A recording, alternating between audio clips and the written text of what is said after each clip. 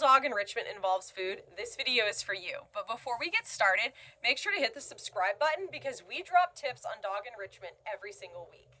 While food enrichment is one of the most well-known kinds of dog enrichment, there are many ways to enrich your dog's life without the use of food. We all know that dogs evolved from wolves, and with that came instinctual behaviors like digging, guarding, sniffing, denning, burying things, and rolling in really gross things. Side note, ask me about my friend's dog who rolled on a dead squirrel a few weeks ago. But what does that mean? These are all things that make their brains happy, so we seek to replicate these things in a slightly less smelly way. Enrichment came to life in the 1950s when Heidegger observed the importance of how animals engaged physically and socially. And then later, zoo designers began to design enclosures that prioritize the animal's natural habitat and the way that they would naturally have obtained food. And then, somehow along the way, people began to discover that these same needs applied to domesticated animals as well. There are actually 4 other kinds of enrichment for dogs aside from nutritional: social, occupational, physical, and sensory. Before we get into it, keep in mind that a lot of these can be combined for even greater enjoyment by your dog. Social enrichment is when your dog interacts with any other living being, whether it be a human being or another animal.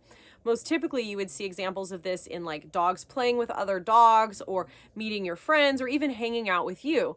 But it also can mean just going out in the world and seeing other people and animals, as well as interacting and engaging with other species like horses or goats or cats, obviously safely.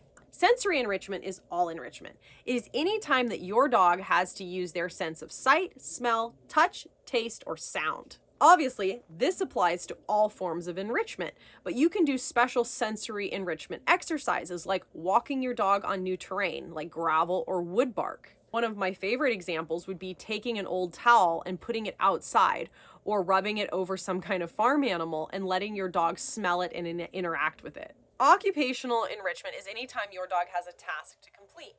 So this could mean an obstacle course, playing fetch, tug of war. But one of my favorite things is giving them task-based learning. So I taught my younger dog, Lulu, how to find my older blind dog, Fiona.